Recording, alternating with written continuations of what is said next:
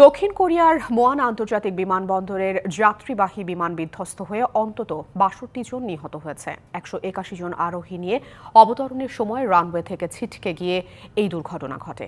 এ ঘটনায় এখন পর্যন্ত দুজনকে জীবিত উদ্ধার করা হয়েছে।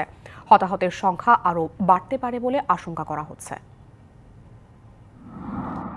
থাইল্যান্ডের রাজধানী ব্যাংকক থেকে ১৭৫ জন যাত্রী ও ৬ জন ক্রু নিয়ে দক্ষিণ কোরিয়ায় ফিরছিল জেজু এয়ারপ্লেনের বোয়িং 737-800 মডেলের ফ্লাইটটি। দেশটির দক্ষিণাঞ্চলের মুয়ান আন্তর্জাতিক বিমানবন্দরে অবতরণের সময় রানওয়ে থেকে ছিটকে পড়ে বিমানটি। নিয়ন্ত্রণ হারিয়ে কংক্রিটের দেয়ালে গিয়ে ধাক্কা দেয়। এরপরই আগুন ধরে যায় বিমানটিতে। স্থানীয় সংবাদ মাধ্যম ইয়নহোপের প্রকাশিত ভিডিওতে বিধ্বস্ত উড়োজাহাজটির বিভিন্ন অংশে আগুন জ্বলতে দেখা যায়। বিমানে থাকা যাত্রীদের মধ্যে ১৭৩ জন দক্ষিণ কোরিয়ার ও ২ জন থাইল্যান্ডের নাগরিক ছিল বলে জানিয়েছে ইয়নহোপ। ৮০ জন দমকল কর্মী ও ৩০টির বেশি ফায়ার ট্রাক ঘটনাস্থলে উদ্ধার কাজ চালাচ্ছে বলে জানিয়েছে দক্ষিণ কোরিয়ার ফায়ার এজেন্সি।